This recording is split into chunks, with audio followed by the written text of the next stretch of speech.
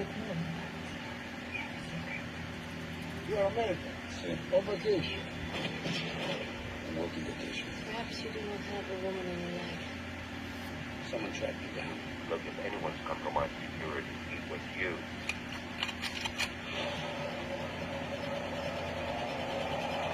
George Clooney. What side are you on? The American. Rated R. And welcome to Time About the Movies. Today we're taking a look at the three films that kick off the fall 2010 movie season on September the 3rd of 2010. And we start off, of course, with George Clooney as the American. And he stars as an assassin named Jack, who's a master craftsman. And when the job in Sweden ends up more harshly than expected for this American abroad, he vows to his contact Pavel that his next assignment will be his last. Jack reports to the Italian countryside where he holds up in a small town and relishes being away from death from a spell. The assignment, as specified by a Belgian woman, Mathilda, is in the offing as a weapon is constructed. Surprising himself, Jack seeks out the friendship of the local priest, Father Bendito, and pursues romance with local woman Clara, but by stepping out of the shadows, Jack may be tempting fate. Now, something I thought was kind of interesting about this movie is that the writer of this is Rowan Joffe, who's the son of Roland Joffe, who gave us The Killing Fields and also The Mosquito Coast. Actually, no, The Mosquito Coast was Peter Weir, but he did The Killing Fields, he did The Mission, that's what I'm thinking of, The Mission. And this is based off of a novel called A Very Private Gentleman, but the film takes a lot of influences from a lot of spaghetti westerns and a little bit of, Akira Kurosawa, too. Most of the influences come from, like, Once Upon a Time in Mexico, The Good, the Bad, the Ugly, stuff by Sam Peckinpah, and then you have very much a little bit of influence from, Kurosawa's classic epics like Ran and also Kagemusha. And you can definitely see that in this movie in particular. And George Clooney, once again, gives a very good, restrained performance that just fits this character so well. And it is a beautifully shot movie in general. And not just for the visuals alone, but, his girlfriend in this movie, Valenta Placido, there is definitely a scene in this movie where she is in the water. And let's just say that you see some privates of hers that are chef's kiss, if you will, very nicely put on the screen. And, I know what you're thinking, and yeah, I agree. I'm a sexist pig, but you know what? I was 21 years old back then. I'm a guy. I like what I see. I'll just give me that, all right? Just give me that, all right? It's like when Durant Cinema talked about the From Dusk Till Dawn Steelbook cover, and he's just like, I love the way they use the image. That's my thinking when I see that picture. It's just like, I love the way they use that image. If you know which image I'm talking about, then you know that she is a pretty beautiful woman in here. And she works out very well as an actress, too. She works out very well with Clooney. And the tension overall is very good. This was a film that got a lot of good reviews, but it didn't get the best audience reception. I think it got like a D- from CinemaScore when it came out, which I thought was too harsh on. I mean, yeah, it's not a great movie by any means. It's definitely not one of the best movies George Clooney has ever done, but at the same time, there's still a lot to admire about it. And I think time really has come and shown that this movie has more to it than people let on. This is a film that is very much an enjoyable film. It's a film that does have a lot of influences from spaghetti westerns, a little bit of Kagemusha, and even a little bit of some of those 60s Hitchcockian thrillers, too. I mean, the poster looks like something straight out of a Saul Bass poster from back in the day. But it's a movie that doesn't get the attention I think it deserves. I think it's a very good film. I think it's a well-made film. George Clooney does what George Clooney does best. What more can you ask for? The Americans. So let's go ahead and move on to the next movie we have here, and that is Machete. I know the legend. That's him. Take out the trash.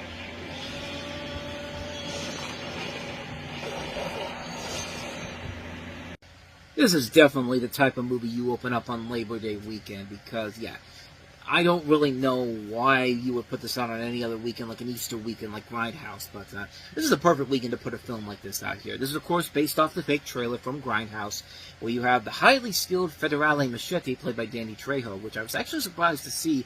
This is actually his first leading starring role in the movie. He's been in a bunch of other roles as supporting characters, but this is the first time he's ever had the leading role in here, so hey. Took him long enough, but he's hired by some unsavory types to assassinate a senator. But just as he's about to take the shot, he notices something aiming at him and realizes he's been set up. He barely survives the sniper's blow and is out to seek revenge on his former employees with the reluctance of assistance of his brother, Cheech Marin, who has become a priest and taken a vow of non-violence. If you hire him to take out the bad guys, make sure the bad guys aren't you. And confidentially, Cheech Marin Okay, maybe he's not playing the same. I thought for some reason when I saw that, it's just like, wait, is Cheech Marin playing the same, playing himself in this? But no, he's another character completely. He's a Padre, but in addition to Cheech Marin, you have a cast that also includes a lot of people in here. Steven Seagal in his first his theatrical role since Half Past Dead. Michelle Rodriguez, Jeff Fahey from The Lawnmower Man. Lindsay Lohan. Lindsay Lohan had a little bit of a brief appraisal of her career, as did Jessica Alba. This was actually one of the few things that Jessica Alba did between, 2005 and 2010, and between Fantastic Four and Little Fockers, that didn't completely ruin her career in general. And actually, she came out pretty strong in this. Don Johnson, Robert De Niro plays the senator. Shea Wiggum, Daryl Sabaro in a role that was actually supposed to be played by Jonah Hill, but he passed on it. But Tom Savini, Nimrod Antal has a cameo here. Of course, they directed Predators earlier in the summer. But this is a movie that is very much what the trailer promised in Grindhouse. This is a film that is so over-the-top ridiculous. It knows exactly what type of an action movie it is, and it just works on so many levels. It's a very fun film. It's a very clever film. It's silly, ridiculous fun. It just delivers on everything it promises and then some. And, you can definitely tell that this is definitely... It's what's interesting about this character is that he actually plays an alternate. Danny Trejo plays an alternate version of this character in the Spy Kids movies. And think about it, the Spy Kids movies are clearly family-friendly movies, and then you have Machete, which is just straightforward, is a R-rated raunchy, not even raunchy, R-rated exploitation film. It's like an alternate version of the character, but you could see that both of these characters would probably exist in the same universe. I mean, that's how crazy this whole thing is. I mean, I wouldn't have been surprised if Daryl Sabaro had a scene in this movie where he looks at Danny Trejo had a scene where he looks at Daryl Sabaro just like, Judy, is that you? It's just like he's like, damn, you got old, man. Like, just, I don't know, man. I just really enjoy this movie. It's a very good movie. It's a silly, over-the-top film. What more do you expect from a Grindhouse trailer brought to the big screen? Not the last time this will be done, but let's just say it's better than something like Thanksgiving was, which Thanksgiving worked because it was its own thing. It wasn't just the straight-up trailer from the Grindhouse trailer. It actually did something different with it. And Hobo with a Shotgun, which, actually I thought I remember Hobo with a Shotgun being good. Actually, maybe, forget what I said, because I think all these are actually kind of decent overall. Even Machete Kills, which wasn't as good as this movie is, it was still a fun movie, and I actually do remember liking Hobo with the Shotgun. And like I said, Thanksgiving is very different from the trailer that came out, but still a good movie overall. So forget I said anything in that last part there. And let's go ahead and move away from Machete and take a look at our last movie, because we have Drew Barrymore and Justin Long who are going in a long-distance relationship. And that means that they're both going the distance. I have done the long-distance thing, and it is hard. On September 3rd, I'll be here, and you'll be there, and we'll just be long-distance. what are you doing? Nothing, what are you doing? Nothing. Come on. 4! Are you kidding? Yeah, that was a joke. How far? Thousands of miles away from here. You don't know what he's doing right now. Is too far. You coming to crack off a lot, kid? Crack it all? Everything of snap off? Snap it off? Oh my god. That's disgusting. Going the distance. I have to tell my grandson now. Tell your grandson. Tell your grandson's friends. Rated R. I sincerely apologize for that, for those of you who know the Cake song, The Distance. But come on, I had to do it for that. But you have a story about a young couple, played by Drew Barrymore and Justin Long, who fall in love one summer in New York City and try to keep their long-distance relationship alive when the woman heads home to San Francisco. And while Drew Barrymore is getting advice from Kelly from Married with Children, Kelly Bundy, and then you have Justin Long basically getting relationship advice from Charlie from It's Always Sunny in Philadelphia and Ted Lasso. Actually, maybe not Ted Lasso, because Ted Lasso is actually much more of a nicer guy than Jason Sudeikis plays in this movie. So I don't know, maybe the character from More Bosses or With the Millers. I don't know. I don't really know how to compare it, But anyway, yeah, what's funny about this movie is that Drew Barrymore and Justin Long were dating around the time this movie came out in 2007, and then they broke up in 2008, so, yeah. It had to be pretty awkward working on this movie again after they had broken up, but, hey, what do you expect? But hey, how about this? They actually made it work. You actually were able to still buy their relationship in general, and it doesn't feel like they're being forced into it per se, but that had to have felt really awkward when they both agreed to star in this and they had just broken up. I mean, that had to be something that had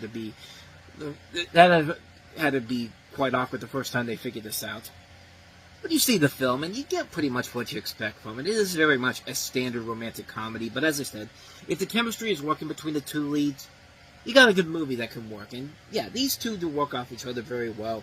You see Charlie Day with his inner Charlie from It's Always Sunny in Philadelphia coming out there at the end of that trailer. I swear when I saw that, I thought it looked like somebody who was literally Charlie's mother on It's Always Sunny in Philadelphia. Misty Vaughn from Pee-wee's Playhouse. I can't remember her name, but yeah, that's my first thought looking at that. But either him or his grandmother, who knows? But yeah, it definitely is a movie that has a lot of flaws to it. But at the same time, there is a lot of fun, enjoyment to it. There's a lot of good comedy. Everybody plays their parts very well here. The 5 actors overall are really good. This director is Nanette Bernstein, who's mostly known for more works revolving around documentaries. She did The Kid Stays in the Picture, the Robert Evans one, and more recently she did the Hillary Clinton documentary. So her stepping out of that and going into a more scripted territory, not a bad job overall, but like I said, it's a standard romantic comedy, but definitely not a bad one either. It is just fine for what it is. Nothing too spectacular, nothing too amazing, but it's good. Not bad, not great, but good. Good overall. So that's all you can pretty much ask for with Going the Distance. They created her. They tried to stop her. They left her for dead. Why am I not surprised? But on September 10th, Don't even think about it. Alice Let's get revenge on Umbrella. is back in 3D. Is that any way to treat a lady? Resident Evil Afterlife in 3D. Rated R. In Real D 3D and IMAX 3D. That is one crazy son of a... No, but it is how you should treat actresses who can't take the hit, that you're not threatening whatsoever as an action heroine, or somebody who can go up against zombies like these movies. But when you're fucking the director, that's pretty much it. Is you pretty much have free range to do whatever you want, apparently. But happy Independence Day, everybody, and welcome to Time About the Movies. This is being recorded on 4th of July, 2025, and I wish we had a better week to celebrate with, but no. 2 movies this week. Neither one of them really are that great, and especially if your biggest new release is Resident Evil Afterlife, then you know you're in deep shit, especially considering that Paul W.S. Anderson is back for this one after missing on the last 2 movies, so yeah, you get what you get here. Once again, Milla Jovovich's Alice, searching for and rescuing the remaining survivors in Los Angeles after the T-virus outbreak, and teaming up against Albert Wesker, played by Sean Roberts, and the head of the Umbrella Corporation. Chris Redfield, played by Wentworth Miller, is featured for the first time in the franchise. Other characters from the last movies, as well as the game, Claire Redfield, played by Ali Larter, is back, and also Jill Valentine, who shows up in a cameo appearance, played by Sienna Guillory. But yeah, it's pretty much the other Resident Evil movies. These are movies that look like the games, but they don't feel like the games whatsoever. And boy, this one is one of the worst ones in the series, no question about it, because of just the fact that it's Paul W.S. Anderson back, and you know he literally only did this to show up, just to work with his wife, and basically do absolutely nothing in merit whatsoever. This movie has so many scenes in here where the film itself is literally giving you the middle finger if you think you're going in here expecting a good Resident Evil movie. For example, this scene.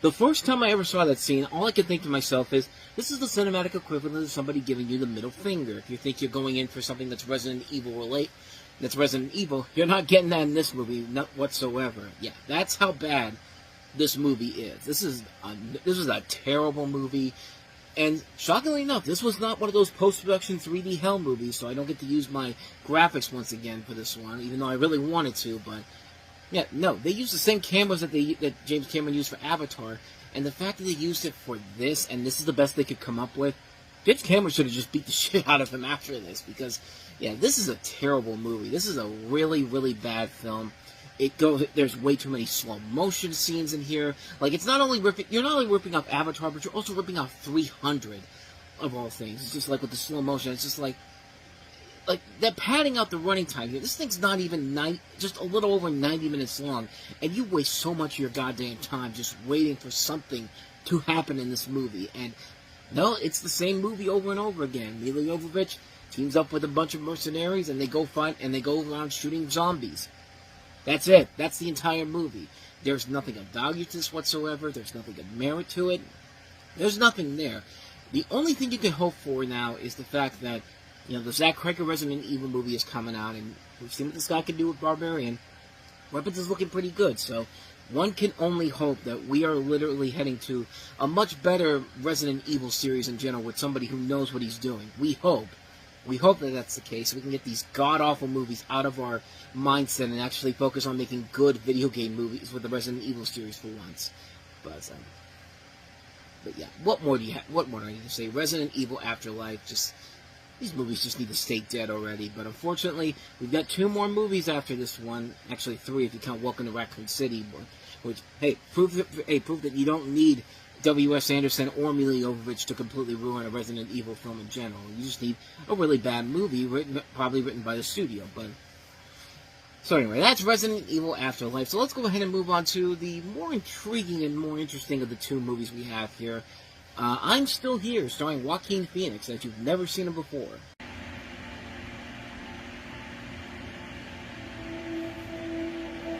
That's you. Drop some water, and you're on top of the mountain. A success. But one day you start sliding down the mountain, and you think, wait a minute. I'm a mountaintop water drop. I don't belong in this valley, this river, this low dark ocean with all these drops of water. Then one day it gets hot, and you slowly evaporate into air, way up, higher than any mountaintop, all the way to the heavens. Then you understand that it was at your lowest that you were closest to God. Life's a journey that goes round and round, and the end is closest to the beginning. So much change you need. Relish the journey.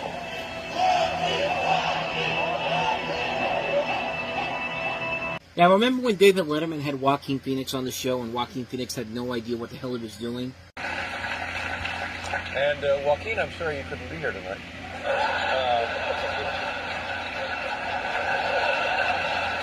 That was all for this. I hope it was worth it. Yeah, this is a mockumentary, if you will, which takes place in 2008, and while rehearsing for a charity event, actor Joaquin Phoenix, with Casey Affleck's camera filming, tells people he's quitting acting to pursue a career in rap music. Over the next year, Phoenix writes, rehearses, and performs for an audience.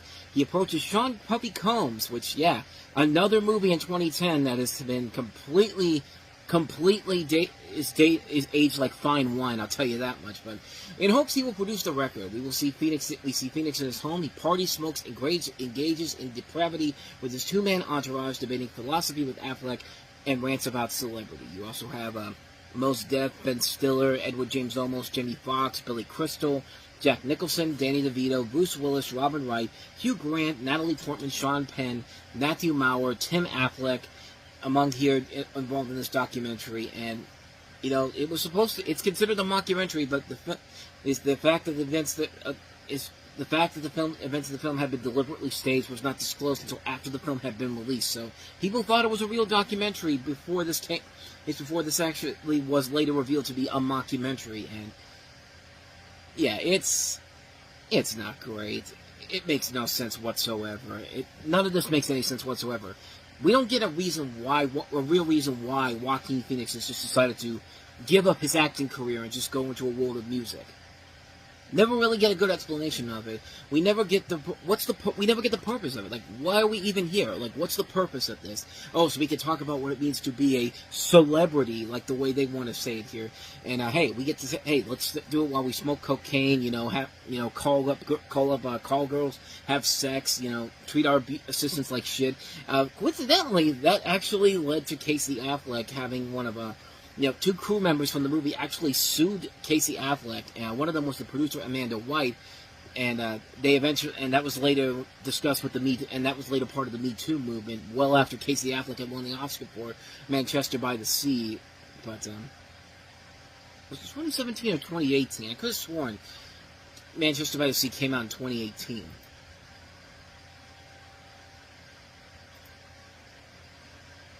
Came out in 2016, so he would have won it in 2017. So it would have been around that time in particular.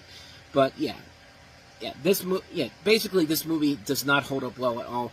There's really no indication of what the hell anybody was really doing with this movie. It's just so all over the place. It's just nothing about it makes any sense whatsoever. Like, why is Joaquin Phoenix doing this? Like, why? You never get the understanding of why he's decided to do this. What's supposed to be the overall end result of it? I mean, when you look at other mockumentaries, like the Jim Carrey documentary about him being Andy Kaufman when making Man on the Moon, that was also not that great, but at least it made more sense because he was doing the movie about Andy Kaufman, and it made sense for him to channel Andy Kaufman in his movies and thinking to himself, what would Andy do in this situation? Here, there's just nothing in here, man. This is just a movie that has no sense of what direction it's going, no sense of why we're even here. Like, it just doesn't work. It just doesn't work as a film. It's now even more eerie considering what has happened since then with Casey Affleck and of course with Sean Puffy Combs, of course. Again, the second movie this summer with him in a role where you really have to look at this and go like, wow, like how did nobody see this coming at all? Like 15 years later, but yeah, overall this is just not a great movie. I mean, it's better than Resident Evil Afterlife. It's interesting just to see what this whole thing's about at first, but even then, when you come out of the movie, it's just like, what the hell was the point of all that? Nothing came out of this that was worth it, and I feel like I just wasted my time. I feel like I wasted my hour and a half watching this, over an hour and a half. It just doesn't work. It just doesn't work. It's a fascinating one-time watch, but you're never going to want to watch this again after this. After you watch it, it just feels like, wow, you completely wasted my time, and I hope you never amount to anything of noteworthiness ever again. And of course, he turns his career around and wins an Oscar at the end of the decade for Joker. So, hey, it worked out for him in the end, but yeah, this just isn't a good movie. I'm still here. I hope this isn't still here when it's down the road, and I have no idea how to end this. I just don't even know how to finish this up here. So let's just go ahead and wrap this sucker up already.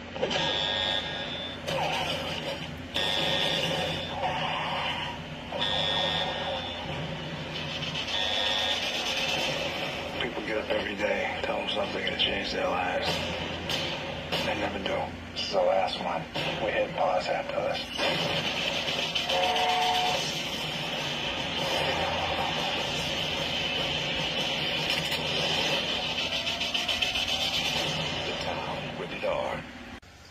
And welcome to Time About the Movies. As I said, we're looking at 7 movies on the September 17th, 2010, so let's just get right to it with the biggest new release of the weekend, and the best one, in my opinion, The Town, in which we have 4 masked men and bank robbers, played by Ben Affleck, Jeremy Renner, Slane, and Owen Burke, making a living robbing banks. At their most recent bank robbery, they take a bank manager, played by Rebecca Hall, hostage. After they escape, they realize that they have her driver's license, and they also realize that she lives 4 blocks from them.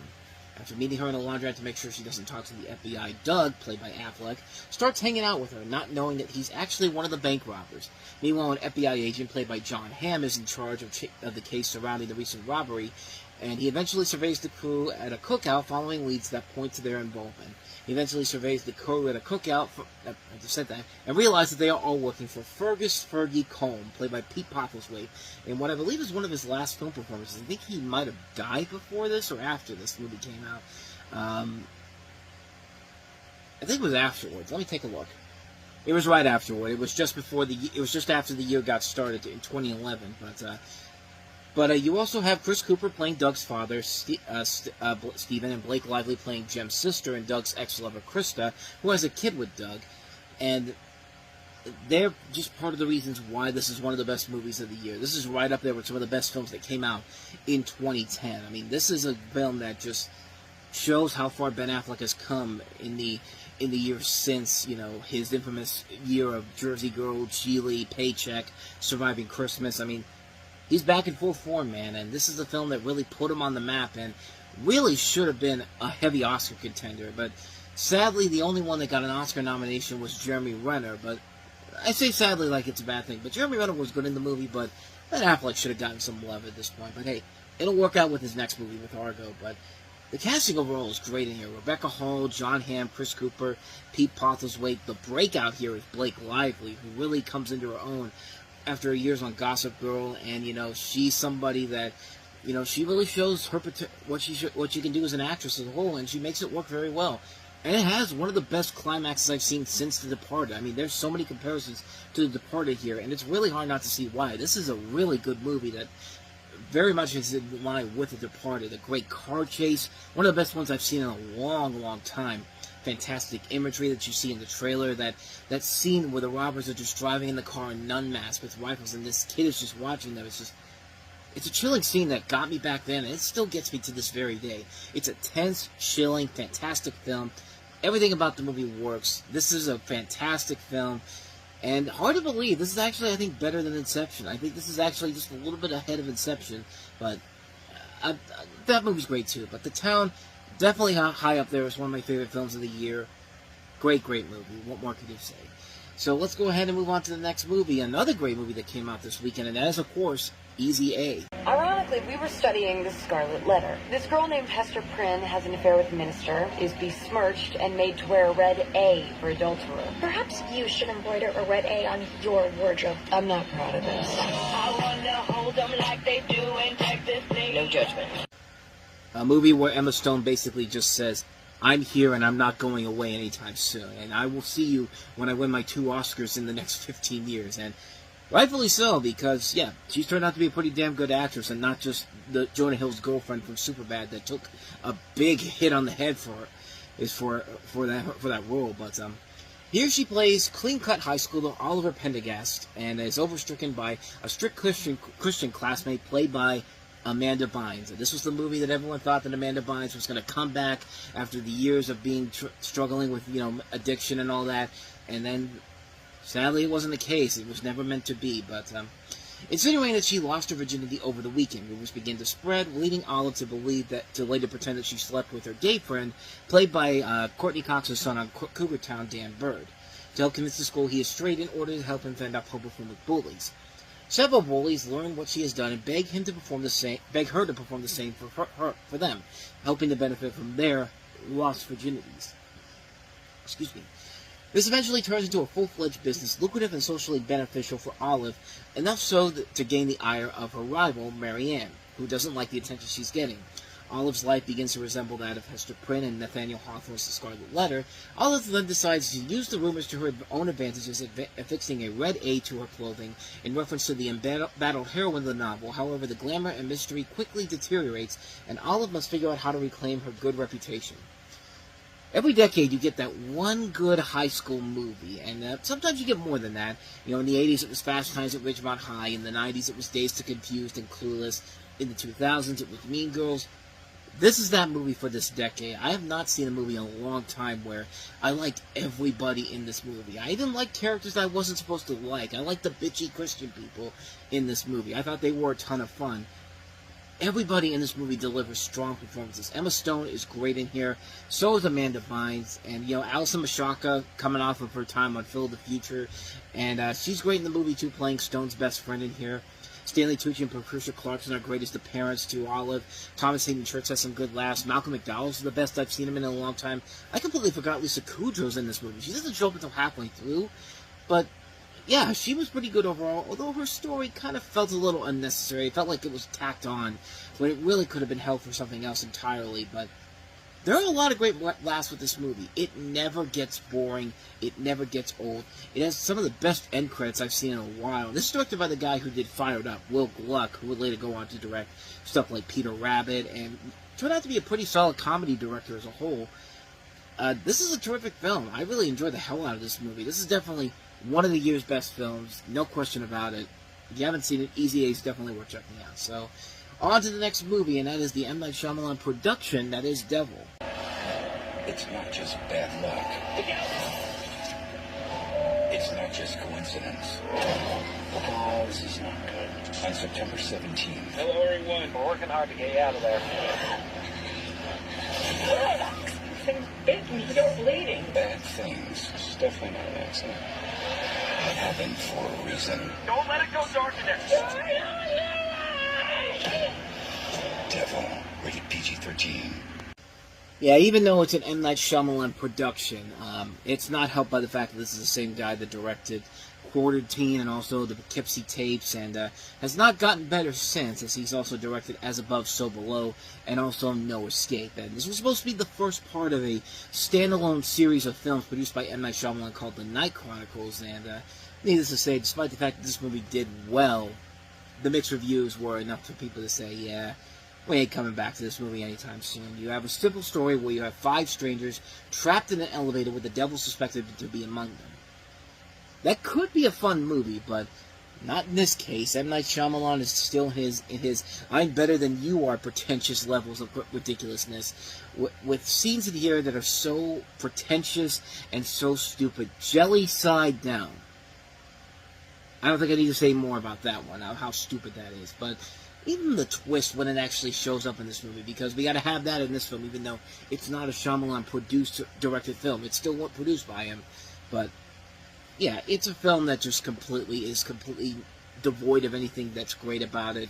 The actors really aren't giving it their all. They're giving the typical M. Night Shyamalan dialogue-esque performance where they're just talking and not really saying a lot of emotion, doing a lot of emotions with their performances in general. It just doesn't work. It just does not work. It's not scary. It's more hilarious than scary. And yeah, there are times in this movie where you don't know if the people behind it are taking it seriously or not. And this one definitely feels like they're not taking this seriously at all. But they're trying to, but they don't want to admit to that, so they just keep going, keep pulling through. And needless to say, it just does not work. So yeah, a hard skip on Devil. And you can also say a hard skip to the next movie we have here, and that is Alpha and Omega.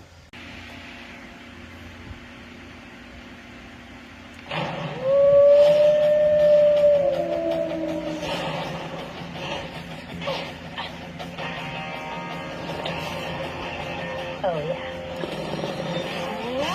Kate was at the top of the pack. Looks like we're eating caribou tonight, boys. Yes! Woo! Humphrey was at the bottom of the heap. Get your butt out of my face! Wow. Kate is hot. Humphrey, you know the rules. She's an alpha. And you're an omega. We can eat together. But we can't, how together. Okay. Now, they're both about to be stuck in the middle. Set him free. Of nowhere. Idaho? Idaho? You are relocated to, repopulate? Oh, sounds good to me. No. I have to get back to Jasper Park, Canada. Quick, get in.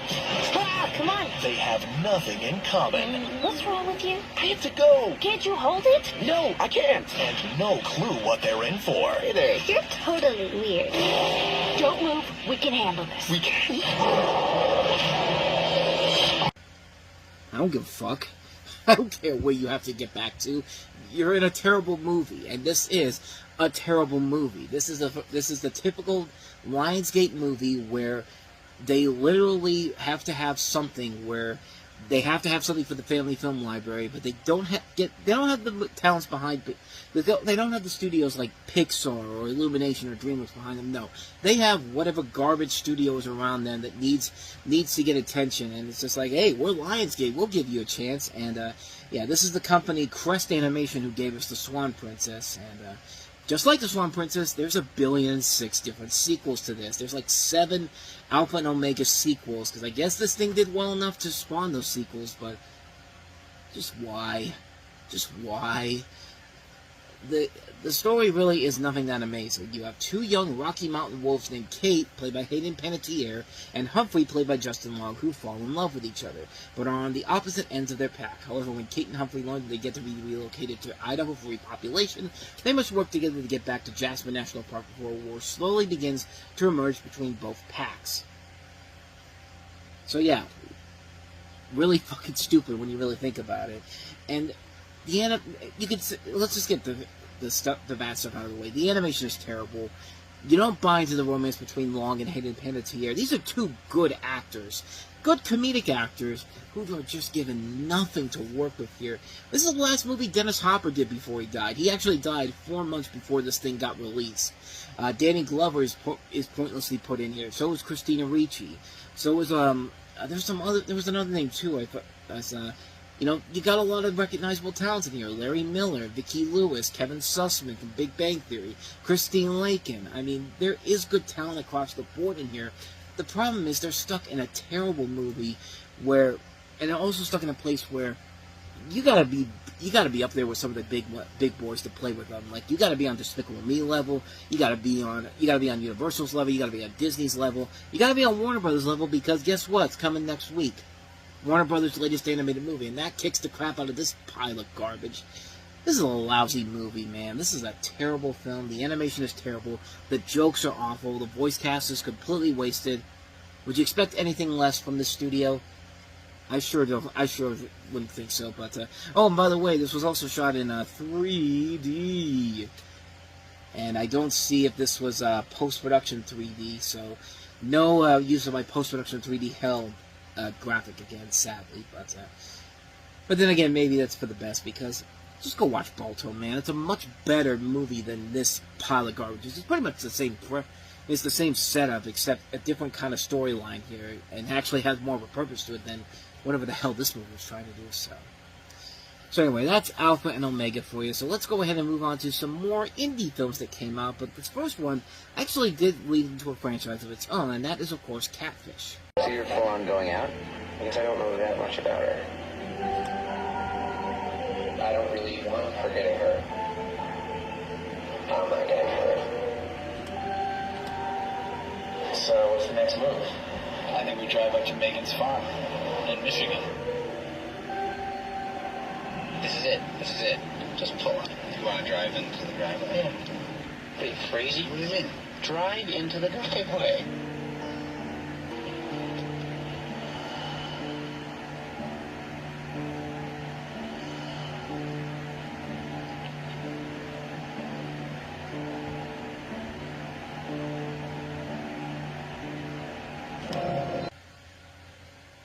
Typical white people. We never learn. You see a farm out in the middle of nowhere with the lights on at night. Yeah. Normal common sense would tell you to get the hell out of there, but no, we got to do this because we got to find out what the hell is going on with this woman. And as the title indicates, this is about the film about the term catfishing. Now, if you don't know what that is, it's a type of deceptive activity involving a person creating a fake social networking presence for nefarious purposes. In the case of this, you have one man, man named Nev Schulman, being filmed by his brother and friend, co-directors Henry Joost and Ariel Schulman, who would later go on to direct some Paranormal Activity movies, as he builds a romantic relationship with a young woman on the social networking website Facebook. And of course, this went on to become a big critical and commercial success, and actually did lead to the release of an MTV television series, which I believe is still going on today, where the Schulmans basically decide to do this as a reality TV show concept, and use it to break down these catfishing people, these people who are catfishing others for relationships and stuff like that. And I think it's still going on, if I'm not mistaken. Yeah, still going on.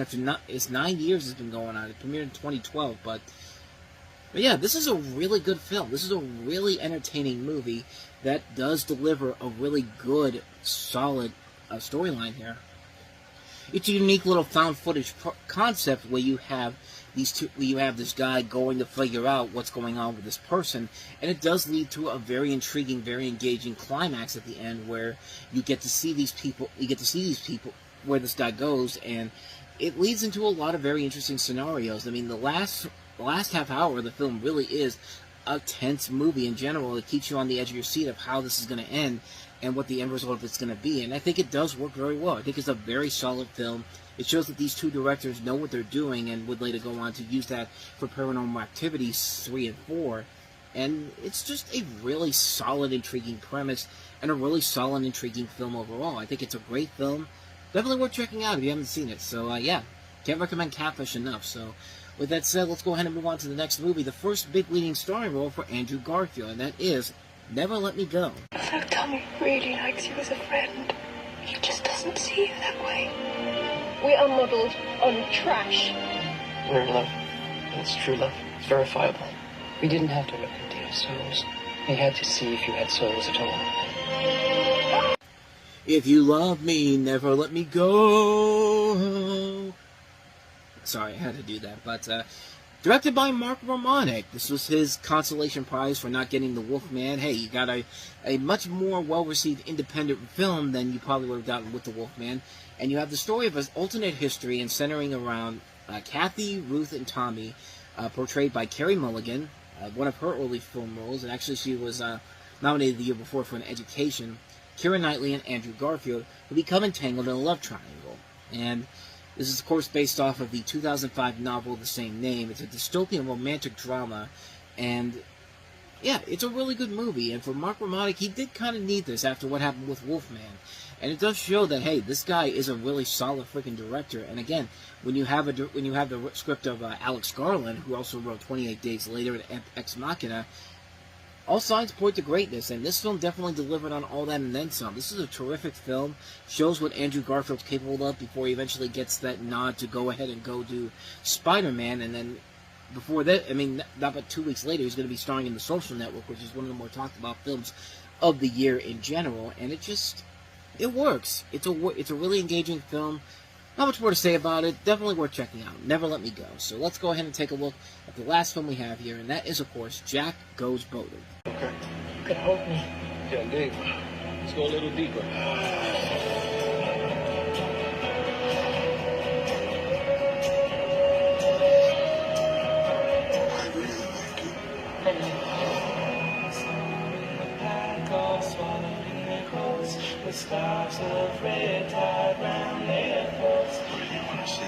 Sense you can tell me the truth. Sense of humor. Patient. Like you. I could be some of those things. Philip Seymour Hoffman making his directorial debut, also starring as a shy, awkward man who drives a limo and lives an unassuming life. His friend and co-worker Clyde and his wife Lucy feel sorry for Jack and set him up on a blind date with Connie, played by Amy Ryan of Gone Baby Gone fame. Connie shares Jack's shyness and awkwardness, but through each other they seem to be able to find solace within themselves. Trouble might be brewing in paradise, though, as Clyde and Lucy's marriage stumbles just as Jack and Connie's relationship grows. And, yeah, it'd be interesting to see Philip Seymour Hoffman tackling on a directorial role like this, and he does it okay, but the movie itself isn't that great overall. Not because the performances are bad. John Ortiz and Daphne Rubin Vega played the other couple in here, and they're okay in here, I guess, but Philip Seymour Hoffman and Amy Ryan are really the two people that you really get behind overall, and you really find a lot of value and merit to them in this performance in general. And I think Philip Seymour Hoffman does a good job as a director. I just don't think the script overall was really that strong. I think the biggest thing about that is that the script overall is just kind of bland, kind of mediocre at best. There's just nothing about the story in general that makes it unique or stand out in any way, shape, or form. I think it's a fine film, but it's a film that is mostly a one-time watch. It's one that you're definitely not going to want to watch again the second time around. There's nothing really about it that makes it stand out except for the fact that it's a Philip Seymour Hoffman directorial effort, and the only thing he's ever directed, as far as I know. But, yeah, overall, it's not a bad movie, but just one where it's just like, for one-time watch it's fine, but you're never going to want to watch it again after the first time.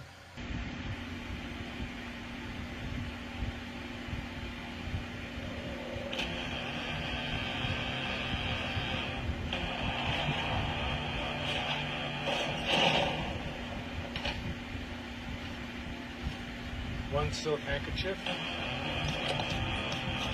One watch. One ring. One gold money clip with no money in it. And one mobile phone.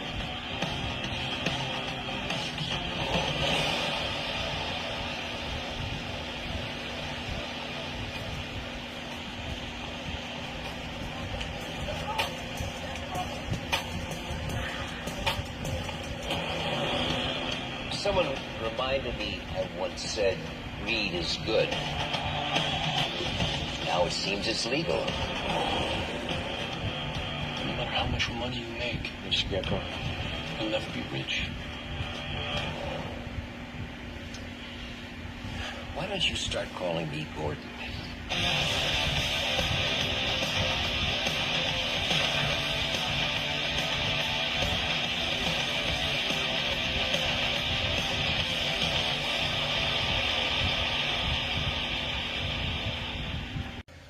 Fitting is how this is getting posted on the day that Michael Douglas decides to end his acting career. He literally announced today he's retiring at the age of 80, so how fitting. But welcome to Time About the Movies. Today we are taking a look at the 7 films released on September 24th, 2010. And sadly, the biggest new release of all of them is Wall Street Money Never Sleeps. When I say sadly, because there really was no reason to make this movie. None at all. This is taking place 23 years after the original Wall Street movie, and in June of 2008, Gordon Gekko, now played by Michael Douglas, has been out of prison for 7 years, despite his initial attempts to warn Wall Street of the forthcoming economic downturn and stock market crash. No one in the financial world believes him due to his convictions for financial crimes. Gekko decides to refocus his attention on rebuilding his relationship with his estranged daughter, Winnie, played by Carey Mulligan. Their time apart and the fact that she blames Gekko for her brother Rudy's suicide means Winnie avoids any contact with him. At the same time, the mentor of young Wall Street trader Jacob, played by Shia LaBeouf, unexpectedly dies, and Jacob suspects his hedge fund manager of being involved in the death.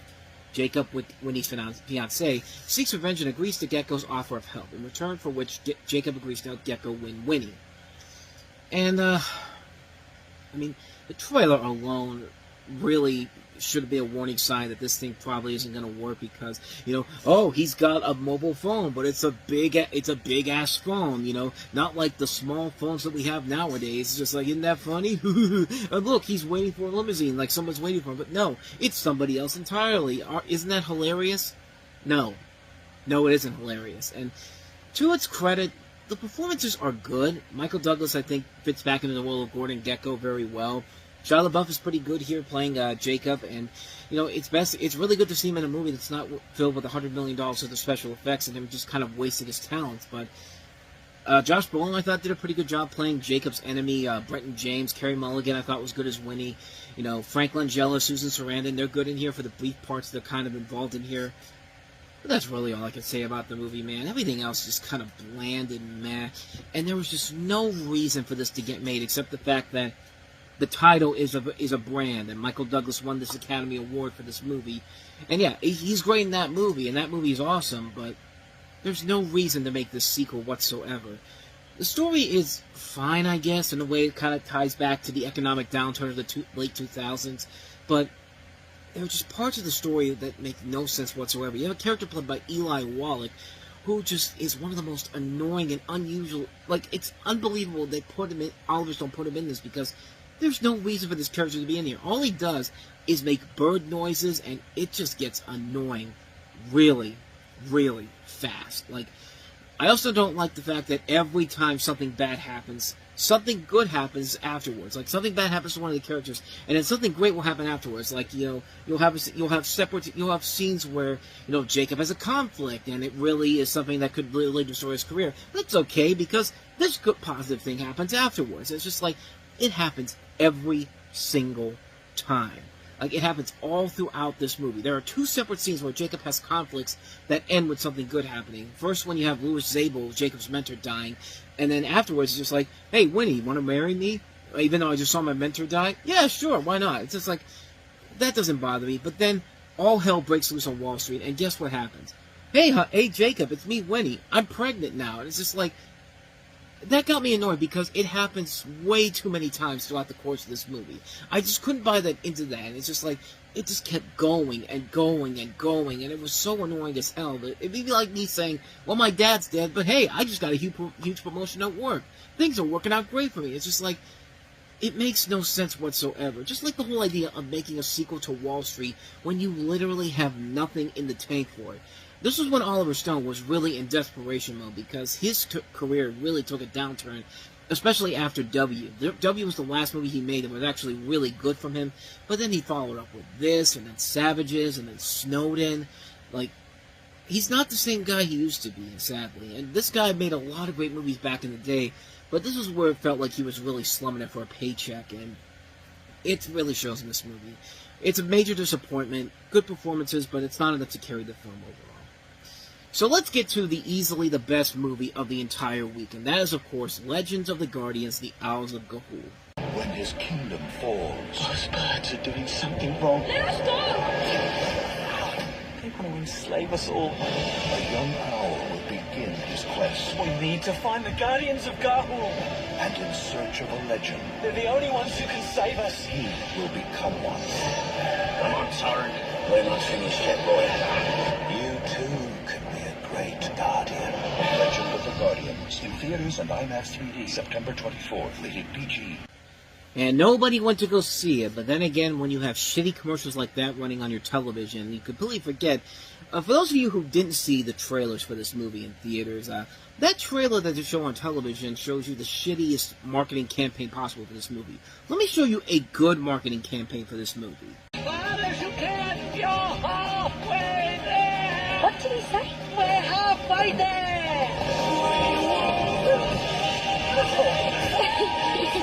There were some really scary beasts out that way. You can breathe now. What are they really doing? They've built an army. Powerful enough to take over all the owl kingdoms. Go tell the Guardians! On his way to finding the legend. He will become one. You too can be a great guardian.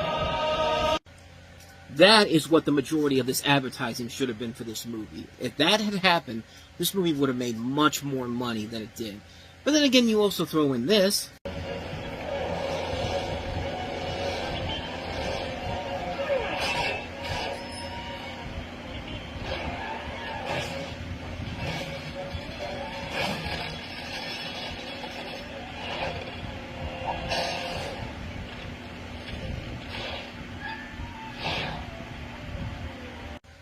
Yeah, you're goddamn right I'm going to be in a movie theater to see a new Looney Tunes short, which I think it's very funny that you have this lighthearted, funny Looney Tunes movie, and you think you're going into it afterwards to see a lighthearted animated comedy starring some owls, and then you get one of the most intense, most incredibly dark movies you can possibly get. Okay, maybe dark is an understatement, but it is much more intense than most people would have expected from this. But this is, of course, Legend of the Guardians, The Owls of Ga'Hoole, which is based off a series of books, and it follows a young owl named Soren, voiced by Jim Sturgis, and what I think is probably one of his last big movies when they had that little trend of, becoming everyone thought it was going to be this rising star, but I think this was the last thing that he was involved in, where he actually had a leading role in it. But he plays a young barn owl who is kidnapped by owls of St. Aggie's, ostensibly an orphanage, where owls are brainwashed into becoming soldiers. He and his new friends escape to the island of Ga'Hoole to assist its noble wise owls, who fight the army being created by the wicked rulers of St. Aggie. And his brother ends up getting involved, and he's eventually brainwashed to becoming their new leader. And, essentially they all have to work to get everybody. It's basically owls just kicking the crap out of each other, but done spectacularly. Like I said, this is... I'm not even going to say it may be. This is, without a doubt, the best thing Zack Snyder has ever directed.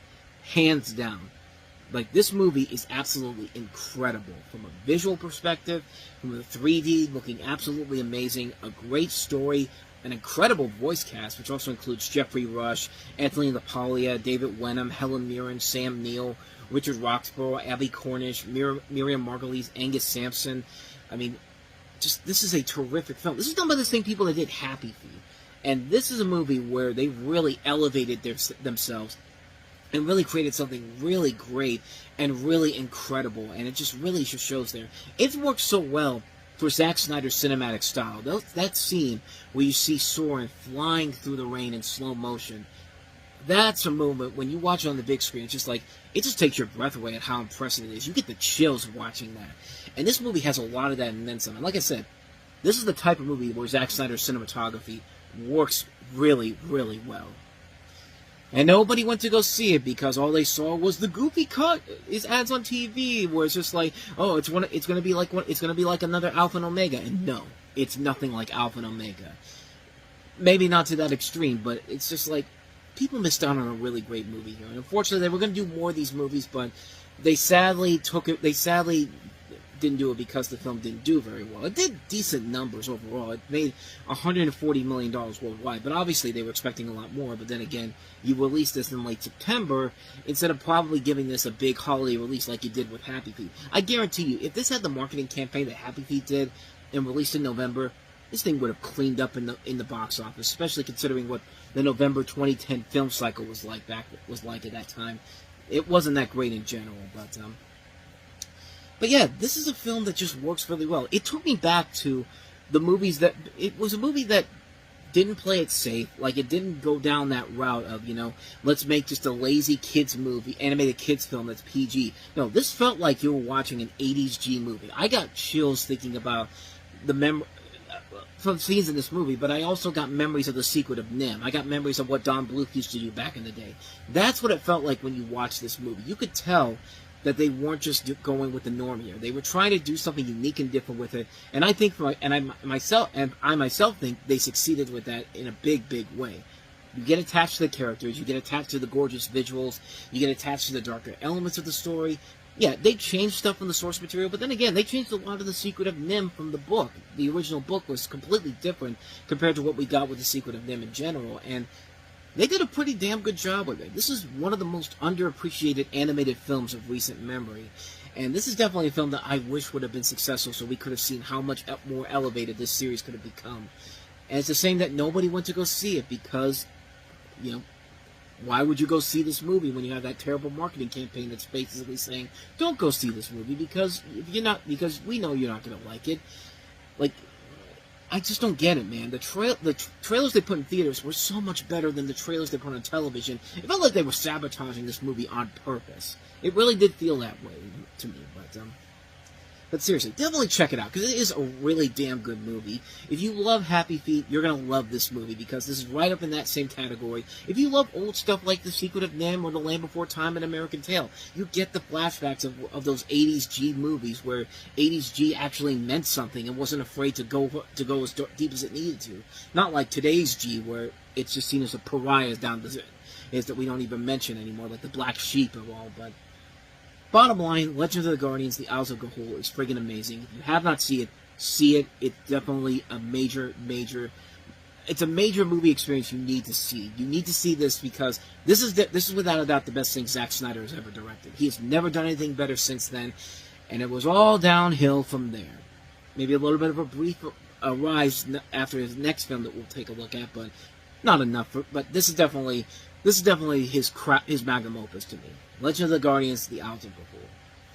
So with that said, let's go back to some crap. Let's go ahead and take a look at another bad 2010 Disney comedy starring Kristen Bell. You again. I have news. I got a promotion. What? I am now VP of our New York office. I am so proud of you, honey. So, Maureen, we have a lot to do before your brother's wedding. I just feel bad that I haven't met his fiancée. Isn't it funny? You guys all went to high school together? Wait, we all went to high school together? No! My brother is about to marry the girl who single-handedly ruined my life in high school. You were prettier with the mask on. Don't let the way those girls treated you bring you down. You got this. Nothing to be afraid of.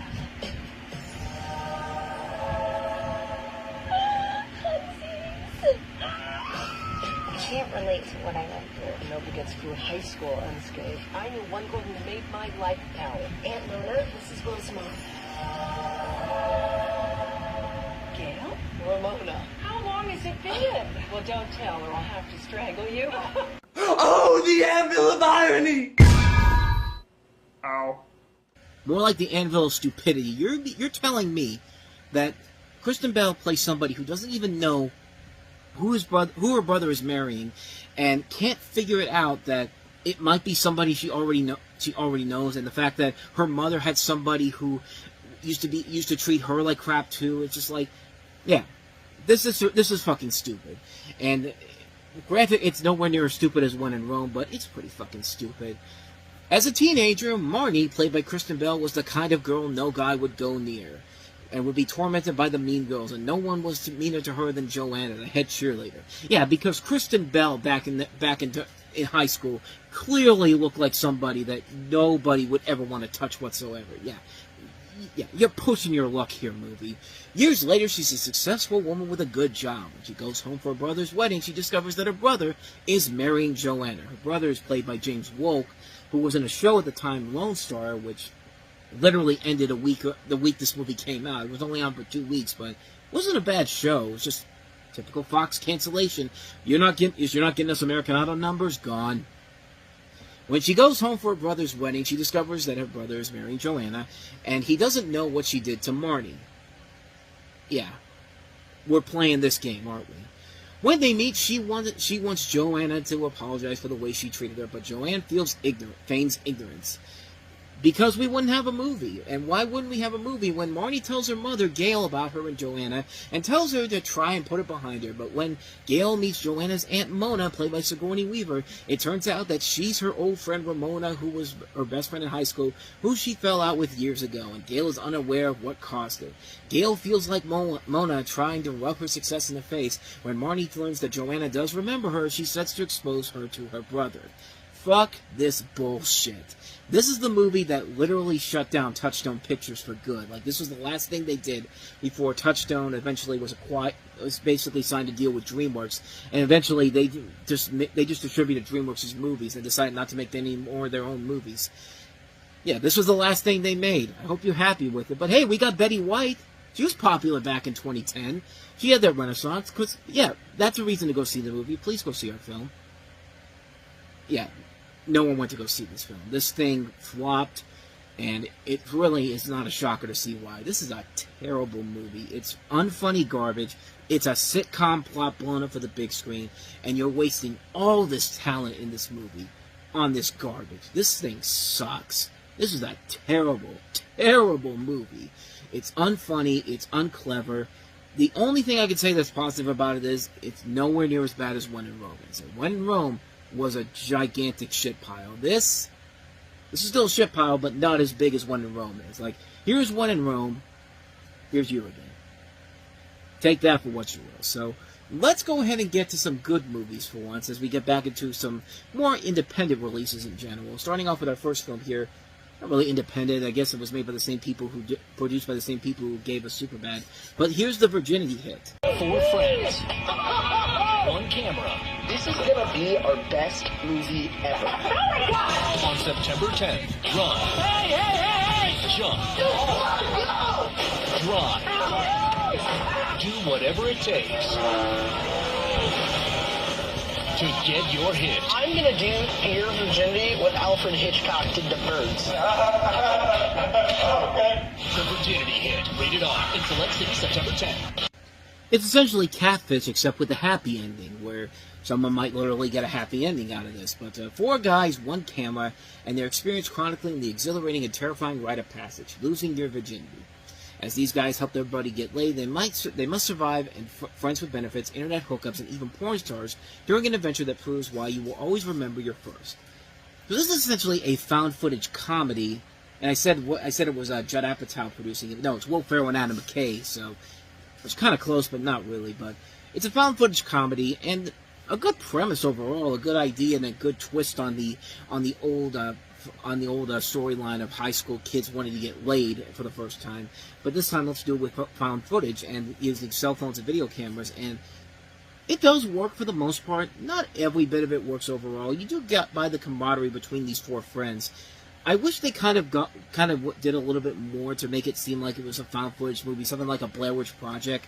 But you can definitely tell there are times when this is clearly a scripted film made by the same guys who did made by the same people who did Anchorman and Talladega Nights and Step Brothers. Like, it feels like that type of a film. But like I said, not a bad movie by any means necessary. Far from it. I think it is a very good, underrated little gem of a film, and one that's definitely worth checking out. Definitely one you want to seek out there. If you can find it out there, give it a watch. It's definitely worth it. I would say definitely see The Virginity Hit. So with that said, let's go ahead and move on to our next movie, and that is Woody Allen's You Will Meet a Total Dark Stranger. Into your life. His wife died, and he's been trying so desperately to contact her. I love you. Fate lets you know there's bigger trouble out there. She left me for another woman. No. A deceased one. Shakespeare said, life was full of sound and fury, and in the end signified nothing. We will meet a tall, dark stranger. First and foremost, I gave you the wrong title. It's You Will Meet a Tall Dark Stranger, not You Will Meet a Total Dark Stranger. 2, that title sounds like something that sounds like a warning. You will meet a tall dark stranger, so steer away if you want to. And 3, that was not me that did that. That was the official trailer on Woody Allen's YouTube page that had that glitch on there. That wasn't me in general. That wasn't me at all. That was the video doing that. And I probably could have gotten a better one, but anyway, this is Woody Allen's latest film, and it follows a pair of married couples, Alfie, played by Anthony Hopkins, and Helena, played by Gemma Jones, as their daughter Sally, played by Naomi Watts, and her husband Roy, played by Josh Brolin. Second film he's in this weekend after Wall Street Money Never Sleeps, as their passions, ambitions, and anxieties lead them into trouble and out of their minds. After Alfie leaves Helena to pursue his young youth and a free-spirited call girl named Charmaine, played by Lucy Punch, Helena abandons rationality and surrenders her life to the loopy advice of a charlatan fortune-teller. Unhappy in her marriage, Sally develops a crush on her handsome art gallery owner boss, played by Antonio Banderas, while Roy, an author nervously awaiting the response to his latest manuscript, becomes moonstruck over Dia, played by Frida Pinto from Slumdog Millionaire, a mystery woman who catches his gaze through a nearby window. And it's another one of those movies where Woody Allen feels like he's doing the same thing over and over again. Like, we've seen this done before with him so many other times. And because of that, there's nothing about it that really makes it stand out compared to his other movies in general. The performances, I think, are good in here, but the film itself is kind of bland and mediocre overall. The comedy really isn't all that funny. The acting really isn't all that great. I mean, it's fine, but it's nothing spectacular or amazing. And you know, this is just a precursor to Woody Allen eventually giving us his magnum opus the following summer, and that was, of course, Midnight in Paris, but this, not so much. Mostly mixed opinion on that one, so with that said, let's go ahead and move on to our next movie, and that's the documentary Waiting for Superman. 18, 10, 12, 2, and the last number. Sadly, there's no Superman or Daughtry to come save these children, unfortunately. But this is a movie that was trying to use the same format that Paranormal Activity did the following year, where Paramount wanted people out there to demand the film come to their theater, and it ended up working out. So they decided to do it again this time with this documentary, and it follows they're criticizing the American public education system by following several students as they strive to be accepted into competitive charter schools such as KIP LA Schools, Harlem Success Academy, and Summer Preparatory Charter High School. And it's definitely a documentary that is very much topical even in today's world. But yeah, this is Davis Guggenheim, who follows this up after his work with An Inconvenient Truth, which won him the Oscar a couple years ago. And while this one's definitely not as great as that one, this is still a really impressively put together documentary that really does tackle a very serious issue going on. And it is a film that does get you invested in following these kids, as all they want to do is just get an education like everybody else does. It does have a lot of those elements that I like in Hoop Dreams. And while it's not quite Hoop Dreams level good or even An Inconvenient Truth good, it's a really good documentary that talks about a serious subject that needs to be addressed and needs more attention now more than ever. And I think the film does a very good job of handling that. I really like it. I think it's a great documentary, one that's definitely worth checking out, and that is, of course, Waiting for Superman. One I highly recommend checking out. It's definitely one that deserves some more attention than it has, especially for the subject matter that it has. So, with all that said, let's go ahead and take a look now at our last film, and that's Ryan Reynolds starring in Buried.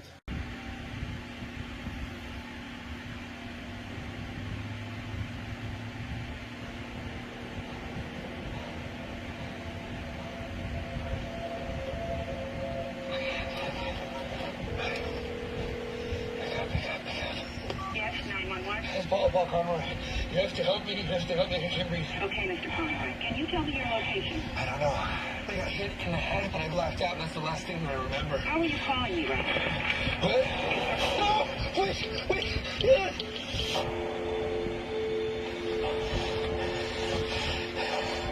Where is it? Oh.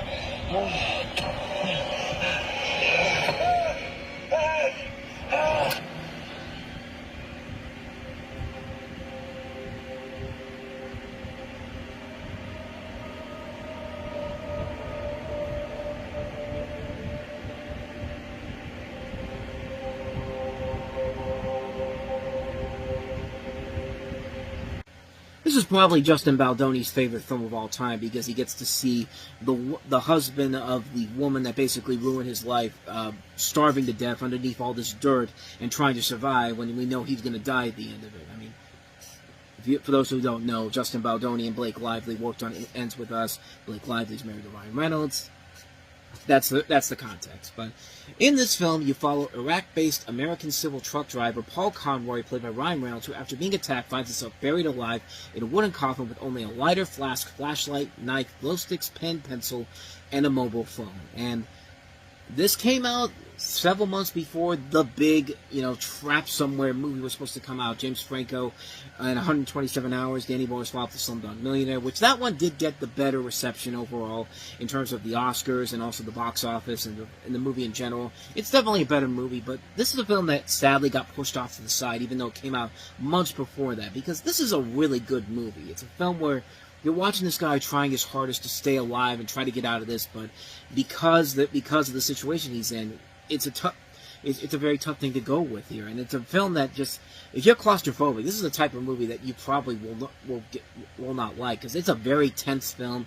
You're watching this guy trying to survive and trying to stay alive as close as you can, but then sadly, as the movie comes to an end, you come to the realization that nobody's coming to help him, and yeah, he's going to die in the most excruciating, painful way possible.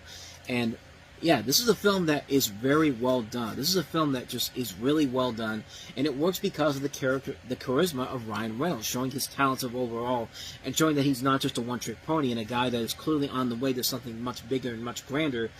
And the hope was that Green Lantern was going to do that the following year, but not so much. But this is a great movie, directed by Rodrigo Cortez, who would later go on to direct Red Lights, Down a Dark Hall, and then he would do another movie similar to this called Escape, which did not do very well in general here. This is probably his most notable film as a director as a whole, but it's a great movie regardless. It's a really damn good film, a very underrated movie, and one I highly recommend checking out. Definitely seek this one out, Buried. It's definitely a buried gem.